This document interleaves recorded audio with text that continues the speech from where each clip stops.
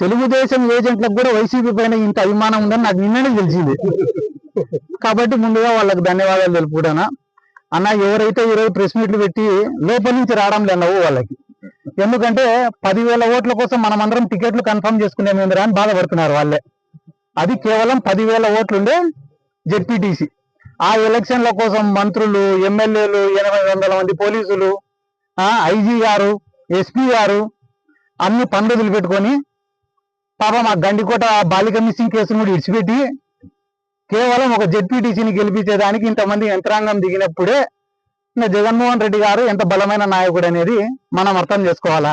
ఏదో పులివెందులలో జగన్మోహన్ రెడ్డి గారికి అవమానం చేస్తే వైఎస్ఆర్ కాంగ్రెస్ పార్టీ కథ అయిపోతుంది అని అనుకోవడం వాళ్ళ మూర్ఖత్వం. నేను గతంలో చెప్పినా, మళ్ళీ చెప్తున్నా, నంద్యాల బై ఎలక్షన్ లో కూడా జగన్మోహన్ రెడ్డి గారిని ఓడగొట్టేదానికి మొత్తం రాష్ట్రంలో ఉండే యంత్రాంగం అంతా దిగి ఓడగొట్టినారు. ఆ రోజు ఓడగొట్టిన తర్వాత సంవత్సరం రోజులకే ఎన్నికలు వస్తే 151 సీట్లు, అదే నంద్యాలలోనే 35,000 మెజార్టీ. కాబట్టి ఇది జెన్యూన్ ఎలక్షనా కాదా, పోలింగ్ జరిగిందే, రిగ్గింగ్ జరిగిందే అనేది నాకన్నా బాగా, మీకన్నా బాగా, పోలీసుల కన్నా బాగా, ప్రతిపక్షానికన్నా, అధికార పార్టీ కన్నా బాగా ప్రజలకు తెలుసు. కాబట్టి ప్రజల యొక్క ఆలోచనలను ఇటువంటి ఎలక్షన్ల ద్వారా మార్చలేరు.